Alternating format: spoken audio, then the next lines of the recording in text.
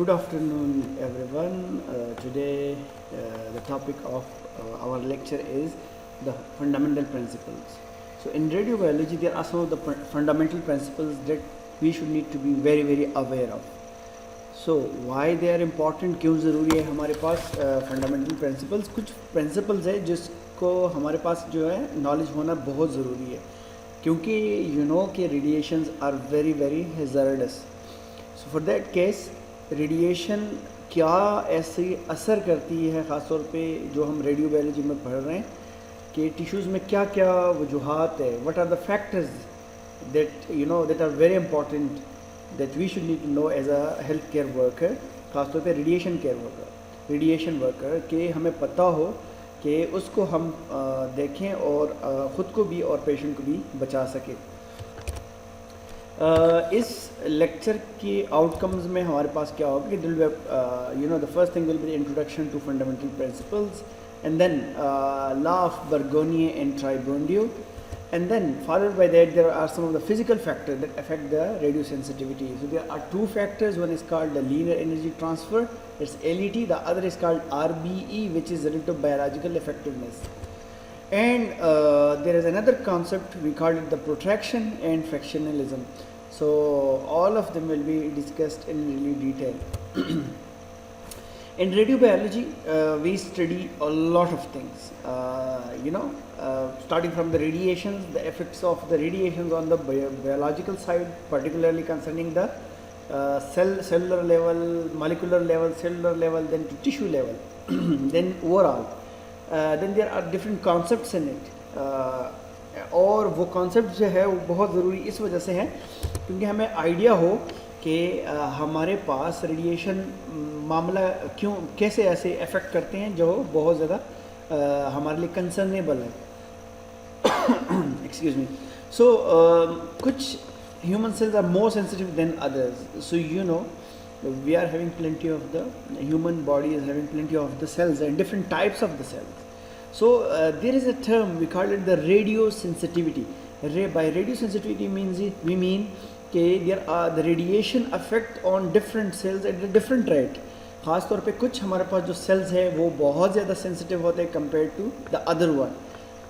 किस लिहाज से सेंसिटिव होते हैं कि रेडिएशन के इफेक्ट के हिसाब से सेंसिटिव होते हैं. So that's why we say कि some cells are more radio sensitive compare to the other one.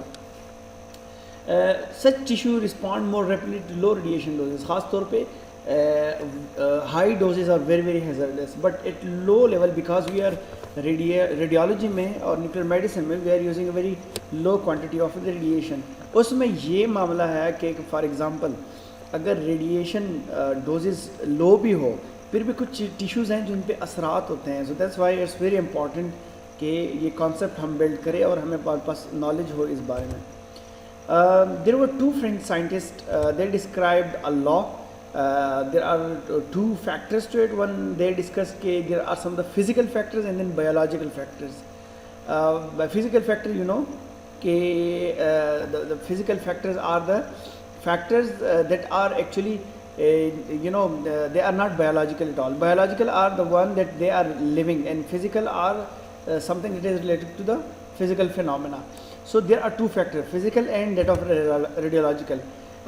That's why the knowledge has been very very essential in order to particularly in radiation oncology.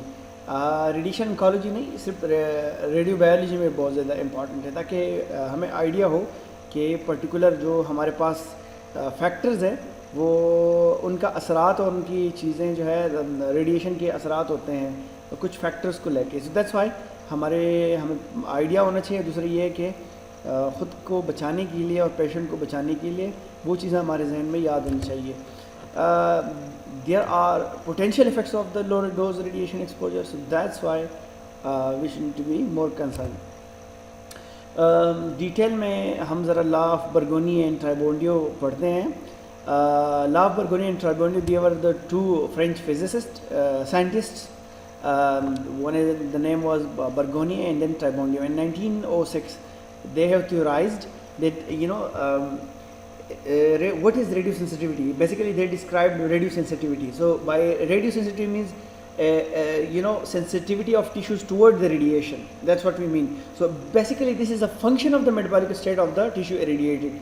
For example, a particular tissue, if they are having a very active metabolic state, so obviously the radiation will be affecting on it at a higher rate. तो इस वजह से कहते हैं कि radio sensitivity is the function of the metabolic state of the tissue irradiated. तो ख़ास तौर पे ये जो पर्टिकुलर प्रिंसिपल है we are using it in radiation oncology.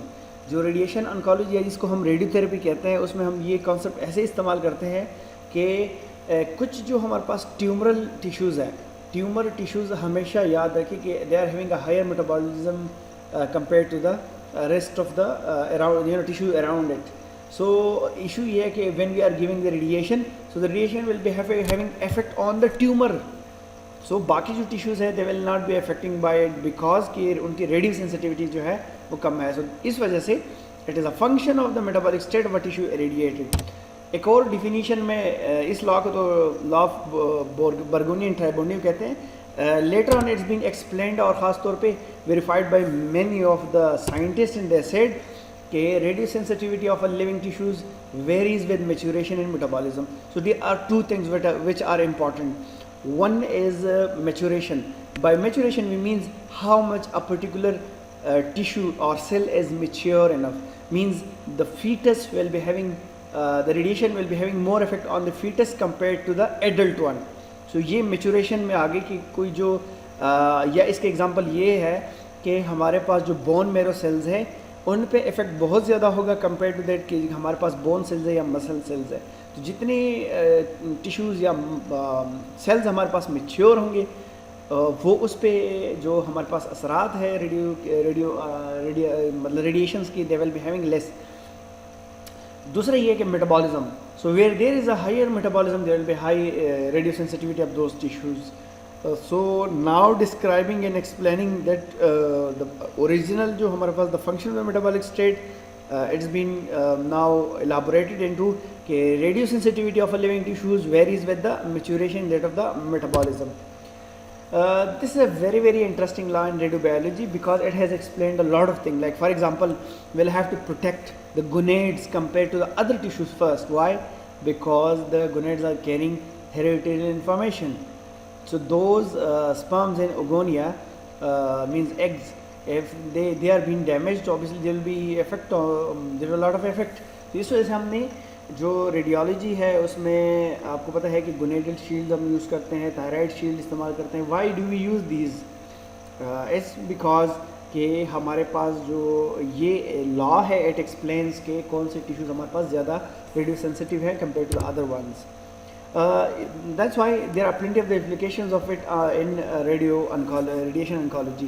Similar goes to the diagnostic imaging.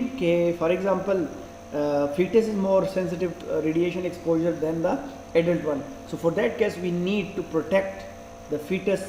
तभी हम pregnant women को आपको पता है कि we give मतलब protection to it first because हमने लेडेप्रिन देते हैं and then there is a important thing जो कि उससे पहले होता है, we call it the consent form. कि consent form बहुत ज़रूरी है. या एक और चीज़ जो बहुत ज़्यादा ज़रूरी है यहाँ बतानी वो है हमारे पास LMP जो लास्ट मेंस्ट्रुअल पीरियड है, उसको बहुत ज़्यादा ज़रूरी है कि हम पेशेंट से पूछें.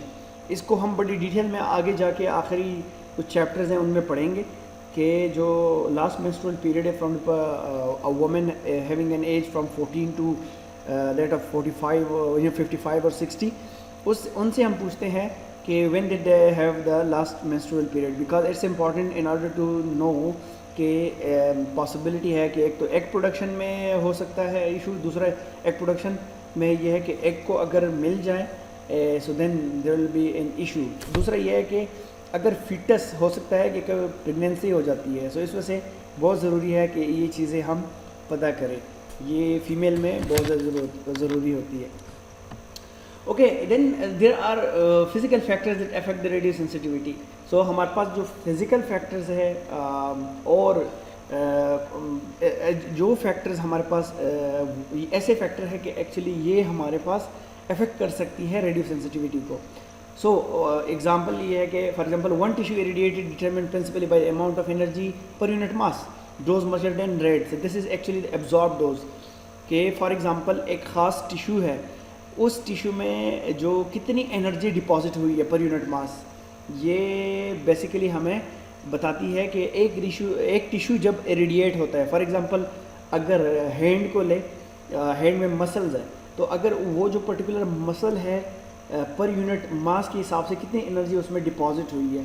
सो बेसिकली इसको हम कहते हैं कि दिस इज़ इरिडिएटेड। इरिडिएटेड का मतलब है कि इसमें रेडिएशन गई है, रेडिएशन रिसीव हुई है। सो अगर हमारे पास कुछ वेरियस टिश्यूज़ है, अगर उनको इक्वल डोज दें, सो मसला यह है कि the condition will be different, because क्योंकि कुछ फैक्टर्स है जिसको हमारे पास हमारे जहन में होनी चाहिए, ठीक है। सो उस फैक्टर की वजह से उसमें रेडिएशन का इफेक्ट डिफरेंट हो सकता है। सो काफ़ी फैक्टर्स है, लेकिन जो हमारे पास नंबर ऑफ फिज़िकल फैक्टर में है वो तकरीबन उसमें 3-4 चीज़ें शामिल हैं कि उसको हम पहले देखते हैं। पहले ये हमारे पास कि linear energy transfer.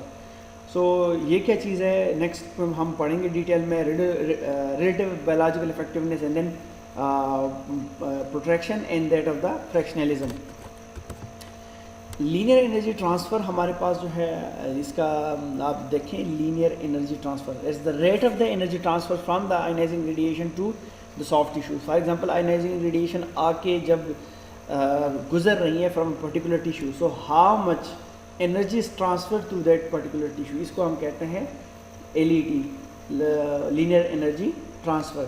So this is a method of expressing the radiation quality. ख़ास तौर पे रेडिएशन क्वालिटी को एक्सप्लेन करने के लिए ये एक मेथड है। There are different values to it. कुछ हमारे पास जो रेडिएशन है उसकी क्वालिटी डिफाइन करते हैं by the value of the LET। तो जितनी हमारे पास मुख्तलिफ़ किस्म की रेडिएशंस है, you know, for example beta rays, gamma rays, that of X rays, alpha particles and plenty of protons, neutrons, there's a lot of things that are involved, खासतौर पे radiation में है। इसकी जो बेसिक हमारे पास determining the value of the radiation factor and radiation, इसमें एक चीज़ जो बहुत ज़्यादा है वो ज़रूरी है, वो है रेडिएशन वेटिंग फैक्टर। ये हमारे पास रेडिएशन प्रोटेक्शन के लिए बहुत ज़रूरी है। तो असल में रेडिएशन वेटिंग फैक्टर जो है, रेडिएशन वेटिंग फैक्टर क्या चीज़ है?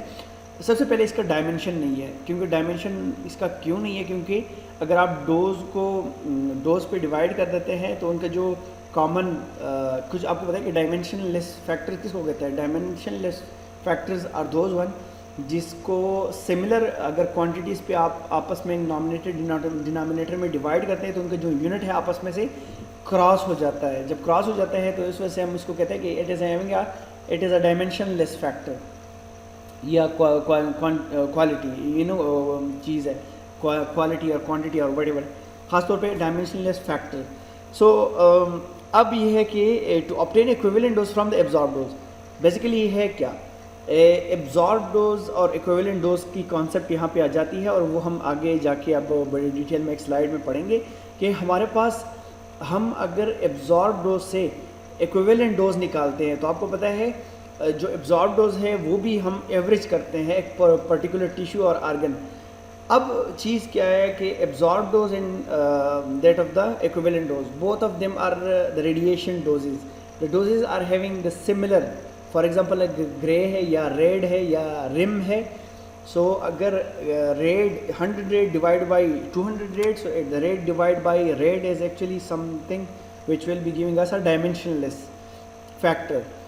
सो डायमेंशनलेस हमारे पास इसकी जो है वो आ जाती है वैल्यू जो है। सो ख़ासतौर पे कुछ जो एब्जॉर्ब डोज हैं is based on type of the radiation absorb. ये रेडिएशन एब्जॉर्ब हो जाती है, कैसे इसको मेजर करते हैं वो भी हम पढ़ते हैं।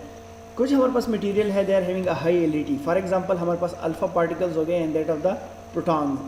जो प्रोटॉन्स है उनको भी आप देखिए, प्रोटॉन्स आर पॉजिटिव चार्ज। कुछ हमारे पास जो लो LET है लीनियर एनर्जी ट्रांसफ़र में, उसमें हमारे पास electron beta positive beta negative और गामा रेज और X rays, they are low LET। अगर हम LET और RB जो रिलेटिव बायोलॉजिकल इफेक्टिवनेस है, इनकी हम अगर रिलेशन को देखें तो उसमें रिलेशन में ये है कि फॉर एग्जांपल अगर यहाँ हम एग्जांपल लेते हैं, आपको पता है कि हमारे पास LET बहुत कम है, फॉर एग्जांपल गामा रेज की। तो यहाँ देखिए गामा रेज की एलईडी बहुत कम है। जो इसका रिलेटिव बायोलॉजिकल इफेक्टिवनेस होगा, मतलब एक पर्टिकुलर टिश्यू पे इफेक्ट जो है वो बहुत कम है। जैसे ही एलईडी, जो कि एलईडी हम मेजर करते हैं kilo electron volt per micrometer में, अगर जैसे ही हम एक पर्टिकुलर वैल्यू इंक्रीज करते हैं तो आप देखें कि जो टिश्यू डैमेज है वो tissue basically RB tells us कि जो हमारे पास टिश्यूज़ है उस पर कितने इफेक्ट होगी। तो इसको कहते हैं रिलेटिव बायोलॉजिकल इफेक्टिवनेस, कि बायोलॉजिकल इफेक्टिवनेस मतलब पर्टिकुलर रिलेटिवली कितना जो है टिश्यूज़ पे इसका इफेक्ट है। तो आप देखें जैसे ही रेडिएशन डोज बढ़ रही है साथ साथ क्या है हमारे पास डैमेज ज़्यादा होती जा रही है। अब वी डिफाइन कि हमारे पास रेडिएशन वेटिंग फैक्टर है। आप कहेंगे कि ये रेडिएशन वेटिंग फैक्टर क्या चीज़ है। सो बेसिकली कि एक जो रेडिएशन है जब गुज़र रही होती है तो ख़ास तौर पे एनर्जी, आपको मैंने पहले बताया कि एलईडी इज़ एक्चुअली समथिंग कि हमारे पास एनर्जी ट्रांसफ़र है from the radiation to the soft tissue. अब सॉफ्ट टिश्यू में रेडिएशन ट्रांसफ़र, तो यू नो आपको शायद ये आइडिया पहले से होगा कि हमारे पास जो अल्फ़ा और प्रोटॉन्स जो है, these are the we call it particles, and particles are something कि ये अपनी जो सारी एनर्जी है ये ट्रांसफ़र कर देती हैं। So that's why they are having a high energy, ख़ास तौर पे जो सुपरफिशियल, क्योंकि they don't travel that much. इसमें यू नो कि alpha particles are we also call it a helium nucleus. सो ये जो है दे आर हैवी मटीरियल, ये जब ट्रेवल करती है तो ट्रेवल कर नहीं सकती ज़्यादा, जहाँ आके टकरा जाती हैं। For example superficial tissues of the human, वहाँ पे ये डिपॉजिट होके ज़्यादा एनर्जी ट्रांसफ़र कर सकते हैं। तो इसको हम कहते हैं कि इसकी जो ये डायमेंशनलेस है। दूसरा ये कि कितनी इसमें पावर है कि पर्टिकुलर एरिया में एनर्जी ट्रांसफ़र करे। सो आयनाइजिंग रेडिएशन में अल्फ़ा पार्टिकल आप देखें कि we call it the helium nucleus, ख़ास तौर पे 20 times having more energy compare to the gamma and X ray photon. जो है ये जो हमारे पास आम तौर पे गामा और एक्सरे फोटोन है, they are having less radiation factor, means having a less effect on the tissues compare to that of the alpha particle, compare to that जो न्यूट्रिनोज है, न्यूट्रॉन्स है और साथ में प्रोटॉन्स है। So protons are having higher positive charges, जो है उसमें भी 2 to 5 टाइम्स उसमें ज़्यादा पावर है कि वो अपनी एनर्जी ट्रांसफ़र करे उन पर्टिकुलर टिश्यूज़ में। अगर एनर्जी एब्जॉर्ब हो जाती है तो वो रेडिएशन जाके वहीं पे क्या हो सकता है, there can be a lot of things. Ionising radiation है, इट विल कॉज आयनाइजेशन, और बाकी अगर एनर्जी ट्रांसफ़र होती है तो it can cause certain bonds to be break down. तो जब बॉन्ड ब्रेक डाउन हो जाते हैं तो obviously there will be effects to it. There are 3 types of the radiation doses, और ख़ास तौर पे इसका कॉन्सेप्ट बाद में बहुत डिटेल में हम पढ़ेंगे, बट यहाँ पे थोड़ा सा आपको मैं एक ओवरव्यू दे देता हूँ। हमारे पास पहला है एब्जॉर्ब डोज। एब्जॉर्ब डोज क्या है कि फॉर एग्जांपल जो energy deposited per unit mass जो है, जो एनर्जी डिपॉजिट हो जाती है ख़ास तौर पे एक पर्टिकुलर टिश्यू में। फॉर एग्जांपल एक एग्जांपल लेके मैं आपको एग्जांपल देता हूँ of the chest area. Chest area में क्या है कि there are plenty of the tissues involve. या फॉर एग्जांपल हम देखते हैं पूरी फॉर एग्जांपल चेस्ट एरिया को छोड़े, आप पूरे मतलब अपर बॉडी जो है, या आप अपर बॉडी में क्या है कि अगर एब्डोमिनल चेस्ट में फिर आपके पास लिम्स आ गई, फिर नेक और साथ में हेड आ गया, all of them they are you know उसमें अलग अलग जाके रेडिएशन डिपॉजिट हो जाती है। सबसे सिंपल एग्जांपल जो चेस्ट का मैंने बताया, but it will be some sort of complicated कि आप कहेंगे कि क्या है उसमें। ये कि फॉर एग्जांपल हार्ट कितना रिसीव कर रहा है, लंग्स कितना रिसीव कर रहे हैं, सुपरफिशियल टिश्यूज़, या आप देखिए कि हमारे पास जो रिब्स है ये सारी।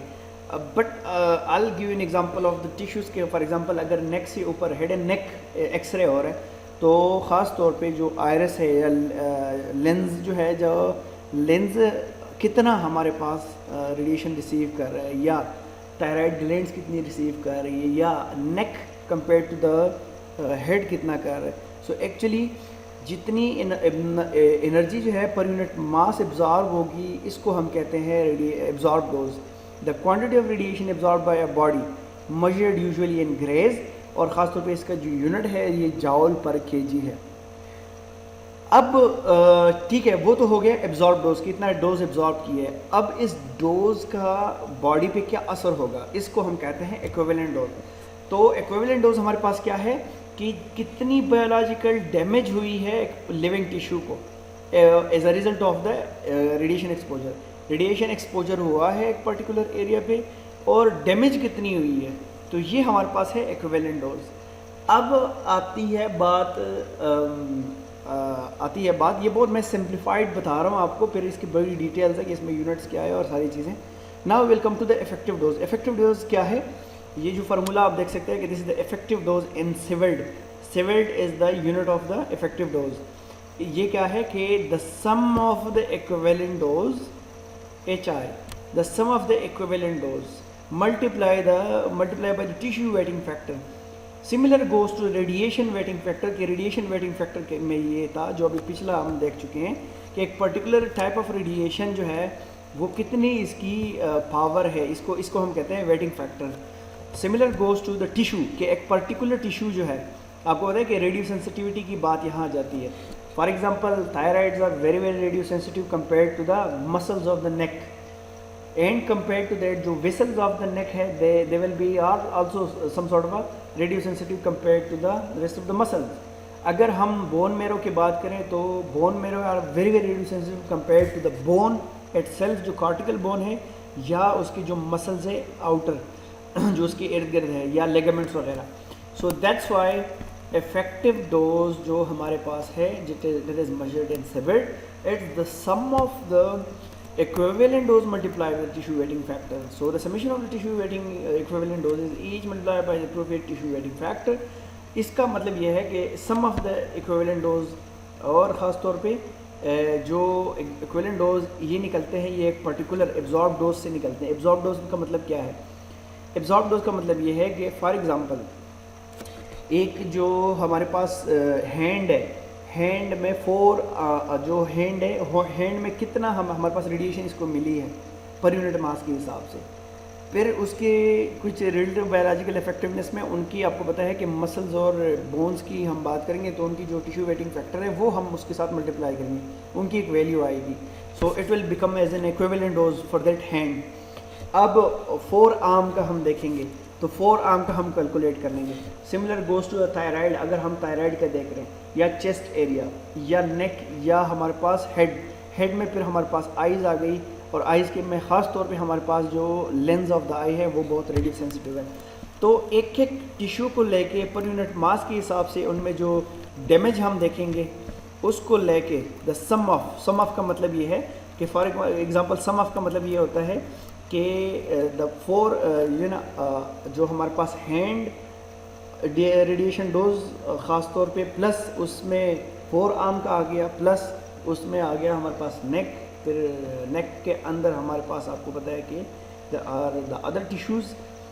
और ख़ास तौर पे इफेक्टिव डोज में हम क्या करते हैं, इफेक्टिव डोज में हम मेजर करते हैं ओवरऑल बॉडी में कि फॉर एग्ज़ाम्पल आप एक्सरे या फ्लोरो या किसी चीज़ में मोडलिटी में काम कर रहे हैं, जितनी डोज आपके हेड नेक और हैंड लिम्स और जो आपकी फीट है या जो आपके लिम्स जितनी भी है, ठीक है, उन सब की, या गोनेड जो है, एब्डोमेन हो गया, चेस्ट हो गया, इन सब की रेडिएशन डोज को हम मेजर करके उनकी ओवरऑल सबमिशन करते हैं, मीन्स प्लस करते हैं, उसको हम कहते हैं इफेक्टिव डोज। और ये actually it correlates well with all stochastic effect. तो जितने भी स्टोकास्टिक इफेक्ट है, stochastic effects are the effects जो हमारे पास रेडिएशन इफेक्ट नहीं करती अगर लो डोजेज हो, और लॉन्ग टर्म में उसके इफेक्ट्स आ सकते हैं, इसको हम, या उनकी जो long term effects of the radiation है उसको हम कहते हैं स्टोकास्टिक इफेक्ट।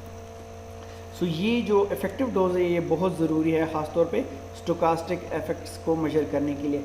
इस वजह से जो हमारे पास पाकिस्तान न्यूक्लियर रेगुलेटरी अथॉरिटी है, they are having the medical wing for it, कि हमारे पास जितने भी रेडिएशन वर्कर है उनकी जो रेडिएशन डोजेज़ है वो हर महीने उनकी रीडिंग लेके उनको सम अप करते हैं। तो वो जो थोड़ा थोड़ा करके है डोजेज़ आती है, ये हम मेजर होती हैं सिविड्स में, और इसको हम कहते हैं इफ़ेक्टिव डोज। हर महीने का इफ़ेक्टिव डोज होता है, फिर ओवरऑल भी साल का भी आप देख सकते हैं, या उनकी जो पूरे रेडियोलॉजी की रेडिएशन वर्कर के हिसाब से जो कैरियर थी उसमें भी आप देख सकते हैं। अच्छा, टिश्यू वेटिंग फैक्टर क्या है? So basically relative measure of the risk of the stochastic effect that might result from the radiation of the specific tissue. अब एक जो पर्टिकुलर टिश्यूज़ है उसमें स्टोकास्टिक इफेक्ट, लेट इफेक्ट्स कितने आ सकते हैं अगर हमारे पास डोज कम है? तो इसका मतलब ये है कि जो हमारे पास आई को जो लेंस है, ये कैटरेक्ट फॉर्मेशन हो सकती है अगर ज़्यादा रेडिएशन मिले, या हमारे पास थायराइड कैंसर हो सकता है अगर रेडिएशन मिले। तो relative measure of the risk ये असल में हम मेजर करते हैं यूजिंग द, ख़ासतौर पे रेडियो सेंसिटिविटी के हिसाब से, कितनी इसमें radio sensitivity of particular tissue है। इसका जो यूनिट है ये जाउल पर केजी है, सिमिलर गोज टू इट। जिस तरह हमारे पास एब्जॉर्ब डोज है उसका जो यूनिट है इट्स ग्रे, लेकिन जो हमारे पास इफेक्टिव डोज है इसका जो यूनिट है इट्स जाउल पर केजी। तो जाउल पर केजी दोनों का है, लेकिन एब्जॉर्ब डोज को हम ग्रे में मेजर करते हैं, और जो हमारे पास बॉडी के लिए इफेक्टिव डोज इस्तेमाल होती है उसको हम सिवर्ट में, जो ये है सिवर्ट में हम मेजर करते हैं। एलईटी अभी मैंने पहले बताया कि we measure LET in kilo electron volt transfer per micrometer of the length. तो kilo electron volt per micrometer of the particular length of thread, so micrometer, KeV per micrometer. अच्छा, जो हमारे पास डायग्नोस्टिक एक्सरेज है, इसके जो LET है ये approximately 3 KeV per micrometer है। ये हर, अब आप कहेंगे कि एलईटी कैसे मेजर हुई? एलईटी ऐसे मेजर है कि we don't have any things like 1 2 3 4, but it is something that is coming up from the कि हाउ मच एनर्जी की टिश्यू पे ये एक्सपेरिमेंटेशन हो जाती है कि उस पर्टिकुलर टिश्यू पे डेड टिश्यूज़ पे भी होती है, माइसिस पे भी होती है, और फिर जाके इसके स्टेजेस ऑफ द रिसर्च है। इससे ये पता चला है कि जो हमारे पास डायग्नोस्टिक एक्सरेज है इसकी जो एलईटी है, लीनियर एनर्जी ट्रांसफ़र की जो वैल्यू है, ये हमारे पास 3 किलो इलेक्ट्रॉन पर माइक्रोमीटर इसकी है। That is actually the ability of ionizing radiation produce a biological response increase as LET। अब ये है कि जैसे LET बढ़ाते हैं, similar goes to the relative biological effectiveness, कि there will be effect on the particular tissues or organs. So that's why if the LET is very higher, then the ionization can be very very frequent. That's why that's gonna increase the probability with the interaction with the target molecule. So what is the target molecule? The target molecule is here we don't wanna I don't wanna bring the concept of the target molecule, लेकिन थोड़ा बाद में आप पढ़ेंगे कि हमारे पास जो टारगेट मालिक्यूल है, काफ़ी डिटेल में बाद में इसकी कॉन्सेप्ट पढ़ेंगे। But actually by target molecule we mean के the DNA of particular cell, that is actually the target molecule. Why? Because that is something जो हमने पढ़ा कि DNA is very very radio sensitive. तो अगर रेडिएशन आके टकरा जाती है then it will be effect on it. If you are well aware of the electromagnetic radiation, आपने स्पेक्ट्रम पढ़ा होगा, रेडियो वेव्स, माइक्रोवेव्स। तो जैसे ही हम रेडियो वेव से गामा रेज की तरफ जाते हैं द फ्रीक्वेंसी इंक्रीजेज, लेकिन जो द वेवलेंथ है it decreases. Similar goes to increasing the photon energy from the radio waves to the gamma rays. What is now the relative biological effectiveness? So as the LET increases, the ability of the produce the biological damage also increases. So that's actually the relative biological effectiveness. So there is a formula to define the RBE. Quantitatively described means using the quantitative like having a number that we can achieve. There is the dx divided by the dr. So dx is the dose, that is the standard radiation dose that is necessary to produce a given effect. For example, we say that 500 or either 5 gray is the dose. For example, 5 gray can cause the cataract to an eye. So that is the standard radiation that is necessary to be having a given effect. Now to measure the RBE, we divide that standard dose by the one that we are giving to a particular in order to test the radiation to produce the same effect. If we are giving, for example, 450 or either 550 or other 600, so we want to produce that particular effect, this is known from already, from many experimentation, that this particular dose will dx will cause the particular effect, but this one is the one that we will be actually measuring. So that's how we can measure the RBE. And that's how the standard radiation that we are using in the radiography is from 200 to 250 kVp before, not yet, but we were using it before. Range of radiation used in radiography for many years, that was the common practice कि हम इस्तेमाल करते थे. अब radiological research में भी ये इस्तेमाल हुई है. जो असरात देखी गई है, जो हमारे पास डायग्नोस्टिक एक्सरेज है, इनका जो RBE है ये हमारे पास 1 है. अब जो हमारे पास LET और RBE इन दोनों के दरमियान एक रिलेशन है. आप देख सकते हैं कि जैसे ही LED इंक्रीज़ हो रही है, similar is the effect of the RBE, कि RBE भी साथ साथ इंक्रीज़ हो रही है.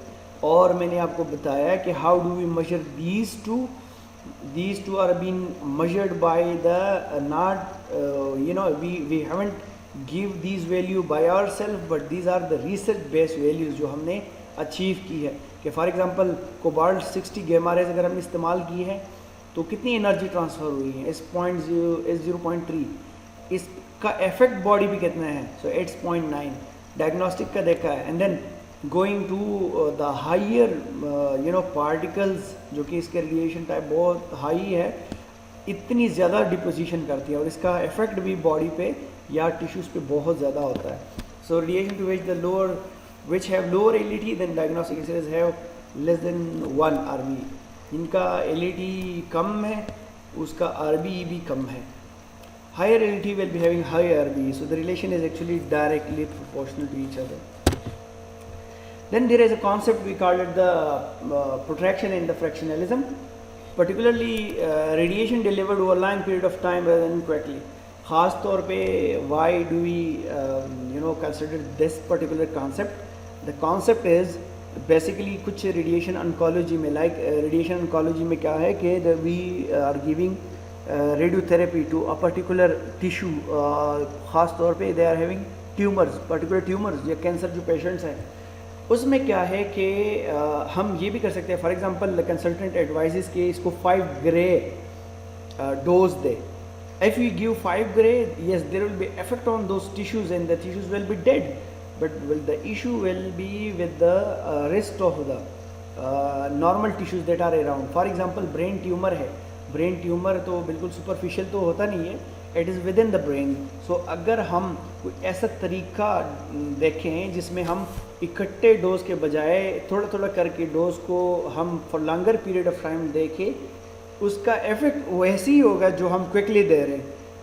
तो ये हमारे पास क्यों होता है, why we give time to it and we divide those doses, that's the effect of that dose is lesson.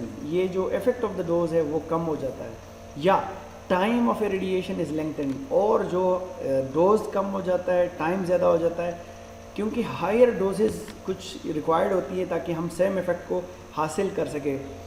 तो लेंथनिंग के 2 तरीके हैं जिस पे हम लेंथन कर सकते हैं टाइम को.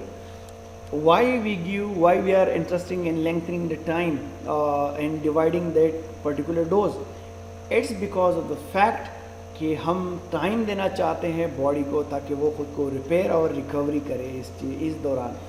तो प्रोट्रैक्शन क्या है? Protraction dose delivered continuously by a lower dose rate. ख़ास तौर पे फॉर एग्जांपल 600 रेड है, लाइक 6 ग्रे है. अगर 3 मिनट में एक माउस को आप देते हैं, that will be very very lethal. इस पर्टिकुलर कॉन्सेप्ट को हम कहते हैं प्रोट्रैक्शन. फ्रैक्शनलिज्म क्या है कि सेम डोज अगर आप ये देते हैं but you divide them in fraction. Fraction का मतलब ये है कि आप थोड़ा थोड़ा करके डिवाइड करें. 600 रेट जो है, आप सेम डोज रेट अगर आप इतना देते हैं, आप इनको 200 रेट पर मिनट के हिसाब से आप देख सकते हैं, दे सकते हैं. But the issue will be that you will be lot of damage to normal tissues as well. तो वो बहुत ज़्यादा हेजर्डस इफेक्ट होंगे. तो उससे अच्छा है कि अगर हम इनको 600 रेड्स को अगर 50 रेड हम इस्तेमाल करें तो 12 डेज़ तक अगर 50 आज दे 50 बाद में 50 इसके बाद, तो ये तकरीबन 24 घंटे के हिसाब से अगर हम 50 रेट देते जाएं साथ साथ for 12 days, what will happen कि there will be having a same effect, but only the issue is in fractionalism they will undergo the repair and recovery mechanism, ताकि हमारे पास जो नॉर्मल टिश्यूज़ है वो बचे रहे और जो ट्यूमरल टिश्यूज़ है वो डेड हो। Dose fractionation is routinely use in radiation oncology. So आजकल हमारे पास रेडिएशन ओंकोलॉजी में इस्तेमाल होते हैं। दैट्स वाई जब कहते हैं कि 5 gray should be given for a particular tumour to make it to treat it, उसके लिए क्या है, this is the technique. They don't give it at once, but they divide them in fractions, in doses, और उस dose के हिसाब से देखें उनकी इफेक्टिवनेस बहुत ज़्यादा हो जाती है। Thank you.